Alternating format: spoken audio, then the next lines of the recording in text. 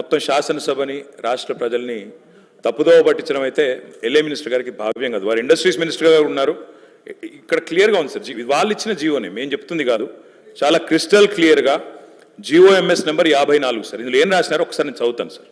ఏం రాసినారంటే, రంగారెడ్డి జిల్లా alienation of the government land to an extent of 400 acres in survey number 25 at Kancha Gachibowli village, Selingampalli, in favor of TGISC for the purpose of development of IT, etc. at the cost of market value of 75 crores per acre, handing over advance position. 75 కోట్ల చొప్పున 400 ఎకరాలు దారాదత్తం చేస్తున్నాము అని చెప్తే 75 కోట్లకు ఇస్తే అది అమ్మినట్టు కాదా సార్? నెంబర్ 1. రెండోది, బట్టి విక్రమార్క గారేమో మేము అసలు ఒక్క గజం భూమి అమ్మలేదన్నారు.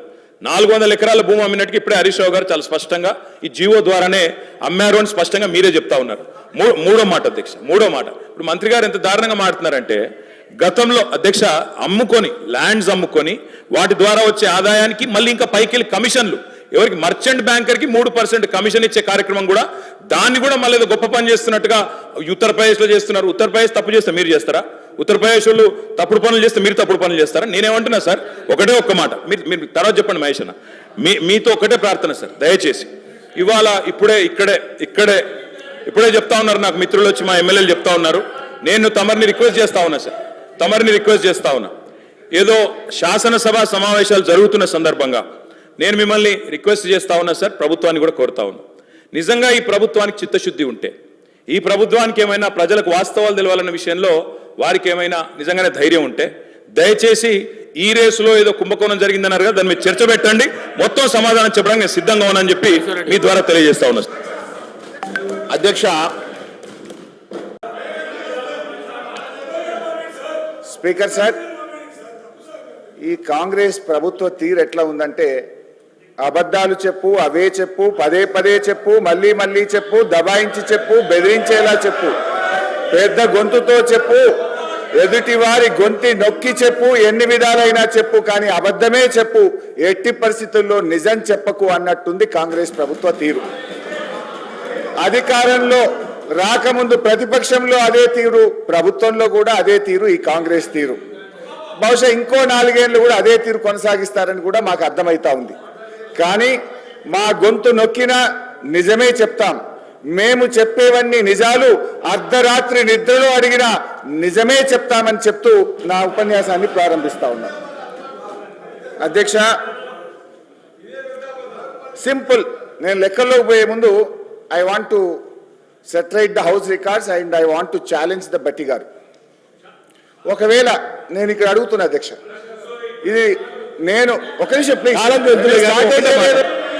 ఛాలెంజ్ వద్దండి, మీకు నాకు ఛాలెంజ్ ఎందుకు?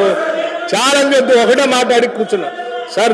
హరీష్ గారు నేను ఒకటే మాట్లాడుతున్నాను, ఛాలెంజ్ చేయట్లేదు వారితో. ఒక నిమిషం, నేనేం ఛాలెంజ్ చేయట్లేదు వారితో, ఒక మాట అడగదలుచుకున్నాను మీ ద్వారా పర్మిట్ చేసి. నేను ఒకటే అడుగుతా ఉన్నాను, ఈ tentative risk weighted outstanding guarantee అనేటువంటి అమౌంట్ కాలంని నీకంటే ముందున్న ఆర్థిక మంత్రులు ఎప్పుడైనా పెట్టారా? నీ తర్వాత వచ్చిన వాళ్ళు ఎప్పుడైనా పెట్టారా? ఈ రెండింటి సమాధానం చెప్పాలన్నమాట. ఇది మీ ఒక్కళ్ళు వచ్చినప్పుడే ఎందుకు వచ్చింది? ఇది మీకంటే ముందున్నటువంటి వాళ్ళు కూడా ఆర్థిక శాఖ మంత్రులుగా ఎప్పుడైనా పెట్టారా? ఇంక్లూడింగ్ మీ టైంలో ముఖ్యమంత్రిగా పనిచేసిన చంద్రశేఖరరావు గారు ఆర్థిక శాఖ మంత్రిగా ఉన్నప్పుడు వారు కూడా పెట్టలేదు. మీరు ఒక్కళ్ళే ఎందుకు పెట్టాల్సి వచ్చింది? అది మీ టైంలోనే ఎందుకు ఇట్లా చేశారు? ఎందుకు ఇంత సభని ప్రజలు తప్పుదో పట్టించారు? మీరు దాని ఒక్కదాని సమాధానం చెప్పండి. అన్నీ చెప్తా అధ్యక్ష, ఎందుకు నది పడతారు అధ్యక్ష? మొత్తం కుల్లా చెప్తా, ఏం నది పడకుండా. ఎన్నిసార్లైనా క్వశ్చన్ అడగండి, అన్నీ చెప్తా అధ్యక్ష.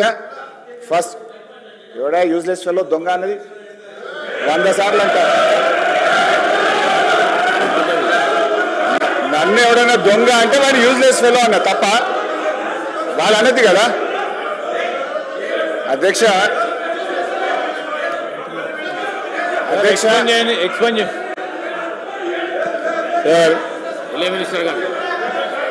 గౌరవనీయులు హరీష్ రావు గారు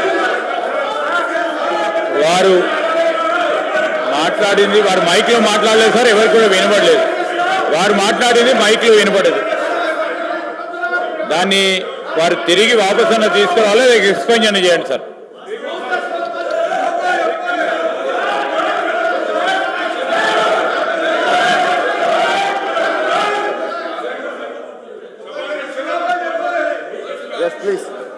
స్పీకర్ సార్, నేను లేచి మాట్లాడుతుంటే అక్కడ నుంచి ఒక గౌరవ సభ్యుడు దొంగ అని నన్ను అన్నాడు. అన్నప్పుడు నేను ఏమనాలి?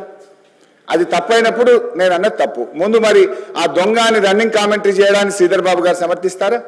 అందువల్ల అక్కడి నుంచి ఎవరైతే నన్ను రన్నింగ్ కామెంట్ చేసిండ్రో ఆయనను ఉద్దేశించి నేను అన్నా, if you want to expel you can expel both. And Sridhar Babu should say, వాళ్ళకు కూడా చెప్పాలి అట్లా కామెంట్ చేయొద్దని.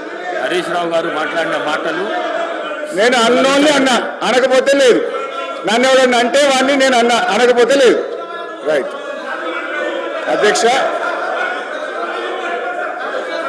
గౌరవనీయులు తొలగించేసి బట్టి విక్రమార్క గారు చెప్పిన దాన్ని చెప్తూ అబద్ధాలని చెప్పే ప్రయత్నం చేశారు. బట్టి విక్రమార్క గారు మాట్లాడుతూ ఫామ్ వినాలి సార్. సార్ శ్రీధర్ బాబు గారు కూర్చో, నేను విడ్రా చేసుకున్నా కదా, ఇంకేంటి? దొంగ అనే పదాన్ని ఎక్స్ప్లెయిన్ చేయండి, యూజ్లెస్ ఫెలో అనే పదాన్ని ఎక్స్ప్లెయిన్ చేయండి, నాకు ఇబ్బంది లేదు. దాన్ని ask them to SIT down.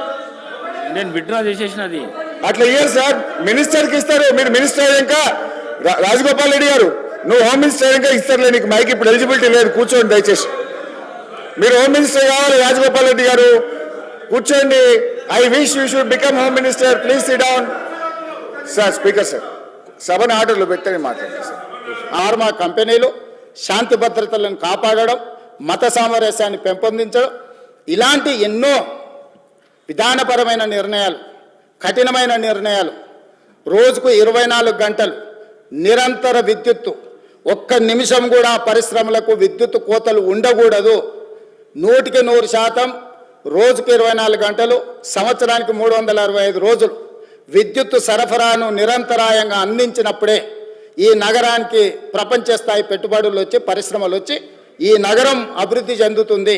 ఇక్కడ చదువుకుంటున్న యువతీ యువకులు డాక్టర్లుగా, లాయర్లుగా, ఇంజనీర్లుగా ముఖ్యంగా రాణించాలి అని ఆనాడు ఎన్నో కాలేజీలతో పాటు ఆనాటి ప్రభుత్వం తెచ్చిన ఐఎస్బి కావచ్చు, IIIT కావచ్చు, ఐఐటీలు కావచ్చు, ఇట్లాంటి అంతర్జాతీయ విద్యా సంస్థల్ని తీసుకొచ్చి ఆ సంస్థల్ని పెంపొందించి ఒక క్రీడా స్ఫూర్తిని పెంపొందించాలని క్రీడా స్టేడియంలను కట్టడమే కాకుండా అంతర్జాతీయ స్థాయి క్రీడల్ని నిర్వహించడం ఈ హైదరాబాదు నగరంలో ఆనాడు ప్రభుత్వాలు తీసుకొని రావటంటే హైదరాబాదు నగరం రాణించింది. అందుకే ఈరోజు మనము 2 లక్షల పైచిలకు కోట్ల బడ్జెట్కు చేరినామంటే ప్రధానమైన ఆదాయం ఇదే. వీటితో పాటు జలయజ్ఞంలో భాగంగా తెలంగాణ రాష్ట్రం ఎడారిగా మారిపోతుంది.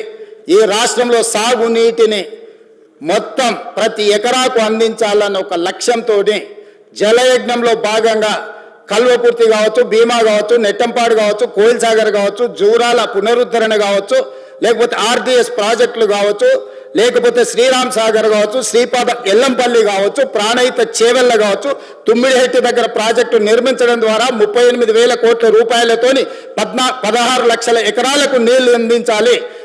చేవెళ్ళ ఎక్కడ ఆదిలాబాద్లో తుమ్మిడిహెట్టిలో మొదలుపెట్టిన గోదావరి జలాలను చేవెళ్ళ వరకు వికారాబాద్, తాండూరు, నా నియోజకవర్గం, మీ నియోజకవర్గమైన కొడంగల్, మన వికారాబాద్ వరకు తరలించాలని చేవెళ్ళ దగ్గర దాదాపుగా 1,000 కోట్ల రూపాయలు ఖర్చు పెట్టి ప్రాజెక్టులను చేపట్టారు. ఆనాడు మనతో పాటు ధర్నాల పాల్గొన్న దురదృష్టవశాత్తు అటుపోయినా చేవెళ్ళ ప్రాంతానికి, వికారాబాద్ ప్రాంతానికి, తాండూరుకు, కొడంగల్కు నీళ్లు తేవాలని ఆలోచన కూడా చేయలేదు.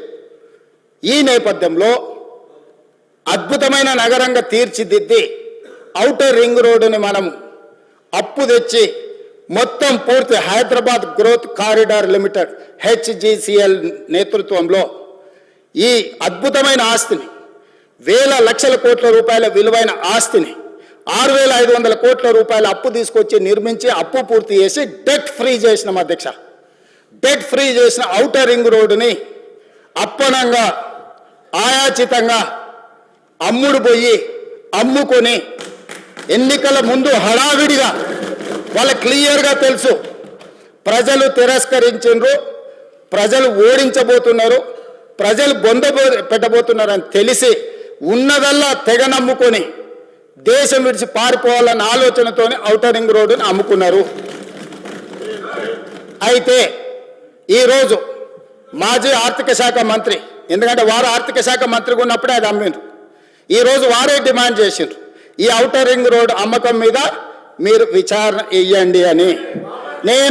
నేను మనస్ఫూర్తిగా వారు మనస్ఫూర్తిగా విచారణకి ఏదైతే అడిగినరో వెనకాల వారు కూడా చదువు వచ్చినా రాకపోయినా వారు కూడా వారికి మద్దతు పలికినందుకు వారిద్దరి కోరిక మేరకు స్పెషల్ ఇన్వెస్టిగేటింగ్ టీంను నిర్వహించి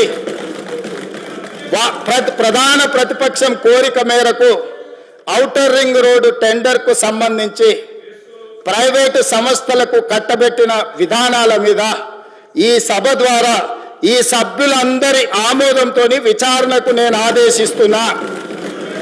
తమరి విచారణకు అనుమతి ఇవ్వాల్సిందిగా విచారణకు సంబంధించిన విధి విధానాలు స్పష్టంగా తెలంగాణ రాష్ట్ర ప్రజలకు నేను హరీష్ రావు గారి కోరిక మేరకు ఔటర్ రింగ్ రోడ్డు టెండర్ విషయంలో పూర్తి స్థాయి